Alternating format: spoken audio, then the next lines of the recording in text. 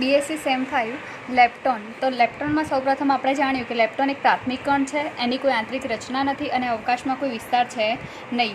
હવે લેપ્ટોનની અંદરના કણો આપણને ખબર છે કે લેપ્ટોનમાં આવે છે ઇલેક્ટ્રોન, મ્યુઓન, ટો, ઇલેક્ટ્રોન ન્યુટ્રિનો, મ્યુ ન્યુટ્રિનો, ટો ન્યુટ્રિનો. એની સ્પિન છે 1/2. હવે જેની સ્પિન 1/2, 3/2, 5/2 એવી રીતે અર્ધપૂર્ણાંક સ્પિન હોય તો એ અર્ધપૂર્ણાંક સ્પિન ધરાવતા પાર્ટિકલ્સને ફર્મિયોન કહેવામાં આવે છે. અને જે પૂર્ણાંક સ્પિન ધરાવે છે, જેમ કે 1, 2, 3 આ ટાઈપની જે સ્પિન ધરાવે છે એને બોઝોન કહેવામાં આવે છે. હવે સૌપ્રથમ આપણે એનું ઓબ્ઝર્વેશન ટેબલ જોઈએ તો એ ટેબલમાં પહેલા નંબરનું તમારું એલિમેન્ટરી પાર્ટિકલ છે ઇલેક્ટ્રોન. ઇલેક્ટ્રોન છે એટલે એનો સિમ્બોલ લાગશે ઇલેક્ટ્રોનની માઇનસ.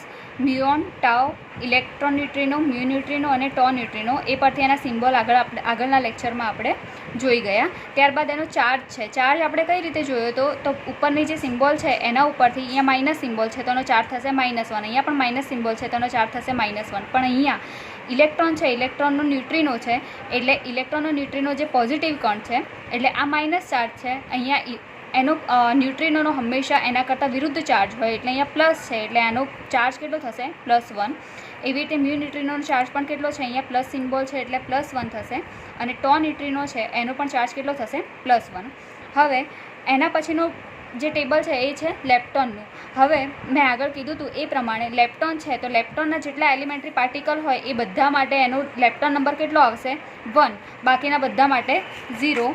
જેમ કે અહીંયા છે ઇલેક્ટ્રોન છે તો આ બધા માટે લેપ્ટોનના કણો છે આ બધા, તો લેપ્ટોન આના માટે એનો લેપ્ટોન નંબર 1 થશે. બાકી જ્યારે બેરિયોના નંબર લેવામાં આવે કે મેસોનના જે નંબર લેવામાં આવે એના માટે એનો નંબર કેટલો થઈ જશે 0. એ જ રીતે એના પછીનું ઓબ્ઝર્વેશન ટેબલ છે બેરિયોન. તો હવે આ તો બધા છે લેપ્ટોનના કણો છે, બેરિયોનનો એક પણ કણ છે નહીં અહીંયા.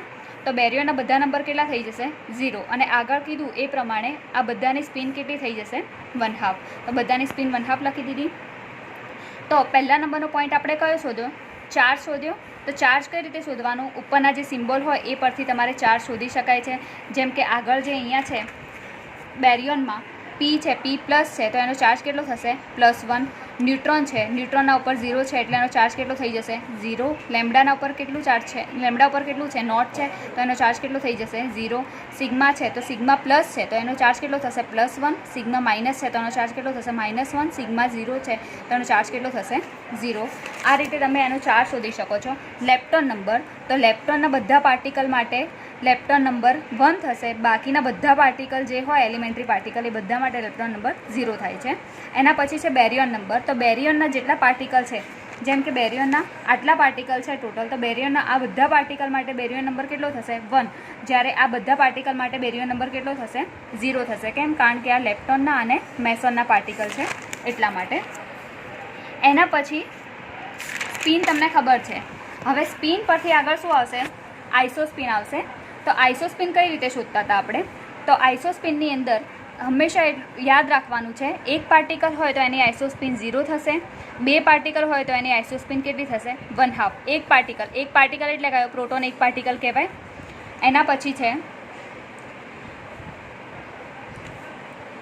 ન્યુટ્રોન, લેમ્ડા,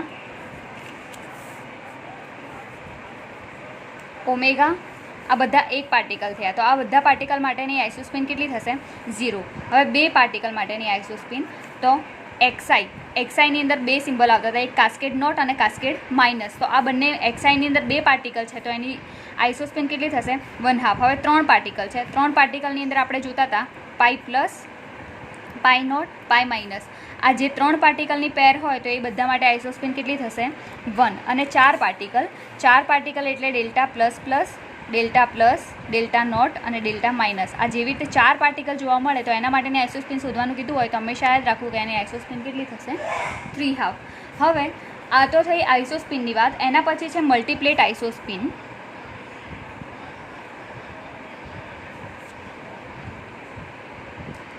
હવે મલ્ટીપ્લેટ આઇસોસ્પિન શોધવું હોય તો એનો સિમ્બોલ છે I3. તો મલ્ટીપ્લેટ આઇસોસ્પિન શોધવા માટેનું એક સૂત્ર છે I3 = Q - Q બાર. હવે Q તમને ખબર છે, અહીંયા તમારો Q છે એ ચાર્જ છે. ચાર્જ તમને ખબર છે. જેમ કે અહીંયા આપણે 3 પાર્ટિકલ લઈએ, સિગ્મા, ધારો કે આપણે પાઈ પ્લસ, પાઈ નોટ અને પાઈ માઇનસ આ પાર્ટિકલ માટે જોતા હોઈએ, તો હવે આની અંદર આનો પાઈ પ્લસનો I3 શોધવો હોય તો પાઈ પ્લસનો I3 શોધવા માટે સૂત્ર શું છે? ક્યુ માઇનસ ક્યુ બાર. ક્યુ એટલે તમારું અહીંયાથી સિમ્બોલ લઈ લેવાનું, એનું જે ચાર્જ ધરાવતું હોય એ. તો અહીંયા કેટલું છે? પાઈનું પાઈ પ્લસ છે, તો અહીંયા ક્યુ કેટલો થશે તમારો? +1 માઇનસ કરી અને અહીંયા શું આપેલું છે? ક્યુ બાર. બાર આપેલું હોય એટલે હંમેશા શું થાય? ત્રણેય વસ્તુનો સરવાળો ભાગ્યા 3 થાય. એટલે ત્રણેય વસ્તુનો સરવાળો ભાગ્યા 3 થાય એટલે અહીંયા શું થશે? પાઈ પ્લસ છે, પાઈ નોટ છે અને પાઈ માઇનસ છે. એટલે શું થશે? અહીંયા કાઉન્સમાં ક્યુ બાર છે, બાર કઈ રીતે શોધશો? તો +1 +0 અને અહીંયા કેટલું છે? -1. ભાગાકારમાં કેટલું આવશે તમારું? 3 આવશે. તો પ્લસ માઇનસ અહીંયાથી કેન્સલ આઉટ થઈ જશે. તો અહીંયા કેટલું વધશે? +1 -0 ડિવાઇડેડ બાય 3. 0ને કોઈ પણ સંખ્યા વડે ભાગો એટલે આન્સર કેટલો આવે? 0. એટલે I3 અહીંયાથી તમારું કેટલું મળશે? +1 મળશે. એવી રીતે પાઈ નોટ માટેનું I3 શોધવું હોય તો એ તમે શોધી શકો. પાઈ નોટ માટેનું I3 શોધવું હોય તો કઈ રીતે શોધાશે? આનો ચાર્જ કેટલો છે? સૂત્ર કયું આવશે? ક્યુ માઇનસ ક્યુ બાર. ક્યુ છે તો આનો ચાર્જ કેટલો છે? 0. તો અહીંયા કેટલું લખી શકાય? 0 માઇનસ ક્યુ બાર શોધવું હોય આના માટે તો આનો ક્યુ બાર કેટલો થશે તમારો? તો આના ફરીથી એના 3 સભ્યો +1 +0 -1 ડિવાઇડેડ બાય 3 એટલે આ કેટલું થશે? 0 minus +1 -1 cancel out. 0 divided by 3 થશે. કોઈ પણ સંખ્યાને 0 વડે ભાગીએ એટલે આન્સર કેટલો આવે? 0 - 0 એટલે આન્સર કેટલો આવશે? 0. એટલે આ થયું તમારું નોટ માટેની વાત. એવી રીતે તમારે પાઈ માઇનસ માટેનું શોધવું હોય તો કઈ રીતે શોધી શકાય? ક્યુ માઇનસ ક્યુ બાર. ક્યુ એટલે તમારું કેટલું થશે? ચાર્જ આનો માઇનસ છે એટલે -1 માઇનસ ક્યુ બાર શોધવું હોય તો કઈ રીતે? અહીંયા કીધું હતું એ પ્રમાણે +1 +0 -1 જે એનો ચાર્જ છે એનો સરવાળો ભાગ્યા 3. ધારો કે 4 ચાર્જ હોય તો હવે આવી રીતે પાઈ માટેનું છે, એવી રીતે સિગ્મા માટેનું લેવું હોય તો સિગ્મા પ્લસ, સિગ્મા માઇનસ ને સિગ્મા નોટ આ 3 હોય તો સિગ્મા પ્લસ માટેનું શોધવું હોય તો ક્યુ તમને +1 મળી જાય અને ક્યુ બાર શોધવું હોય તો ત્રણેય ચાર્જનો સરવાળો ભાગાકારમાં કેટલા આવશે? 3. એવી રીતે 2 ચાર્જ માટેનું હોય તો શું થશે? બંને ચાર્જનો સરવાળો ભાગાકારમાં 2 આવશે. હવે અહીંયા કેટલું થશે? -1 માઇનસ ક્યુ બાર એટલે કેટલું થશે? +1 +0 -1 ડિવાઇડેડ બાય 3. 1 1 કેન્સલ આઉટ થઈ જશે એટલે કેટલો ચાર્જ આવશે આનો? I3 કેટલો મળશે તમને? -1. આ થઈ ગઈ મલ્ટીપ્લેટ આઇસોસ્પિનની વાત. મલ્ટીપ્લેટ આઇસોસ્પિન માટેનું આ સૂત્ર યાદ રાખવાનું. I3 બરાબર ક્યુ માઇનસ ક્યુ બાર. ચાર્જ માઇનસ એનું જે સમેશન આવે એના ભાગાકારમાં જેટલા પદ તમે લીધા હોય એ ભાગાકારમાં લખી અને તમે શોધી શકો છો. હવે એના પછી છે સ્ટ્રેન્જનેસ. અહીંયા થઈ ગયું તમારું symbol, charge, lepton number, baryon number, spin. એના પછી તમારું શું આવ્યું? આઇસોસ્પિન. એના પછી શું આવ્યું? મલ્ટીપ્લેટ આઇસોસ્પિન. આઇસોસ્પિન એટલે એક પાર્ટિકલ માટે હોય એ પ્રમાણે લખી દેવાની. હવે આની અંદર થશે આઇસોસ્પિન એટલે તમારે જે પાર્ટિકલ માટે હોય એ લખી દેવાની. મલ્ટીપ્લેટ આઇસોસ્પિન એટલે ક્યુ માઇનસ ક્યુ બારના સૂત્ર દ્વારા તમે લખી શકો છો. એના પછી આવશે નવું છે સ્ટ્રેન્જનેસ. હવે સ્ટ્રેન્જનેસ શોધવી હોય તો એ કઈ રીતે શોધી શકાય? તો સ્ટ્રેન્જનેસ શોધવા માટે ફિક્સ છે કે ઓમેગા માઇનસ હોય તો એની સ્ટ્રેન્જનેસ છે -3. XI તો એની સ્ટ્રેન્જનેસ છે -2. સિગ્મા તો એની સ્ટ્રેન્જનેસ છે -1. લેમ્ડા તો એની સ્ટ્રેન્જનેસ છે -1. કે માઇનસ કે નોટ બાર તો આની સ્ટ્રેન્જનેસ છે -1. કે નોટ અને કે પ્લસ આની સ્ટ્રેન્જનેસ છે +1. અને એના સિવાય આટલા સભ્યો છે એના સિવાય બાકીના બધા માટે એની સ્ટ્રેન્જનેસ કેટલી થઈ જશે? 0. તો આ થઈ સ્ટ્રેન્જનેસની વાત. યાદ રાખવાનું ઓમેગા દેખાય તો એની સ્ટ્રેન્જનેસ કેટલી થશે? -3. XI દેખાય તો એની -2. બાકી બધા સભ્યો માટે આ જે છે સિગ્મા લેમ્ડા કે આ બધા સભ્યો માટે -1 પણ કે નોટ અને કે પ્લસ માટેની સ્ટ્રેન્જનેસ કેટલી થશે? +1. બાકીના બધા માટેની 0. તો હવે આના માટેનું ટેબલ બનાવવું હોય તો પહેલા નંબરે તમે શું શોધતા હતા? આની અંદર પહેલા નંબરે એમાં તમે પાર્ટિકલ લેતા હતા.